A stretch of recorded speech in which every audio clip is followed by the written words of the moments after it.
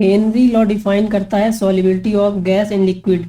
किसी लिक्विड में कितना गैस डिजॉल्व है ये हमें हेनरी लॉ से पता चलेगा। ठीक, जैसे हम अगर कोल्ड ड्रिंक की बोतल को ओपन करते हैं तो हम देखते हैं उसमें से गैस रिलीज होती है। ऐसा किस लिए होता है? क्योंकि जब बॉटल को ओपन करते हैं तो बॉटल का जो प्रेशर है अंदर वो कम होता है और जो गैस है वो बाहर निकल जाती है।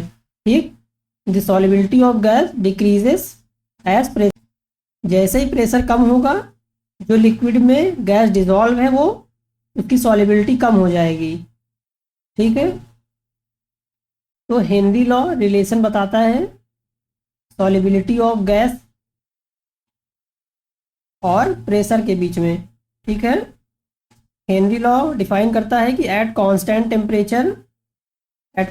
टेम्परेचर जो भी गैस की सॉल्युबिलिटी होगी वो डायरेक्टली प्रोपोर्शनल होगी पार्शियल प्रेशर ऑफ गैस जो कि उस लिक्विड के ऊपर प्रेजेंट होगा। ठीक है ना, अगर हमारे पास एक बीकर में लिक्विड है और उसमें हमने गैस डाल दिया है और ऊपर से पिस्टन से प्रेशर अप्लाई कर रहे हैं, तो जैसे जैसे हम प्रेशर अप्लाई करेंगे जो डिजॉल्व गैसेज हैं वो डिजॉल्व होना स्टार्ट हो जाएंगी लिक्विड के अंदर।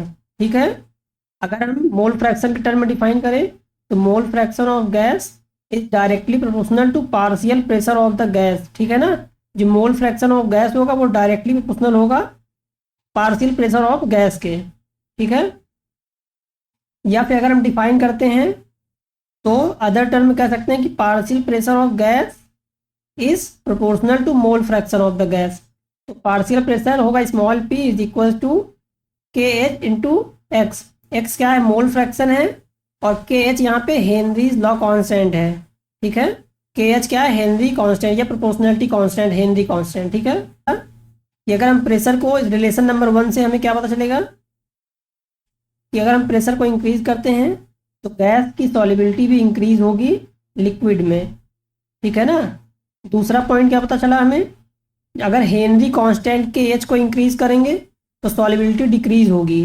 ठीक है, ऐसा इसलिए होता है कि जब हम टेम्परेचर को इंक्रीज करते हैं, अगर हम टेम्परेचर बढ़ाएंगे तो हेनरी के एच की वैल्यू भी इंक्रीज होगी और अगर के एच इंक्रीज होगा तो सॉल्युबिलिटी डिक्रीज होगी। ठीक, थर्ड पॉइंट में temperature increases solubility of gas decreases.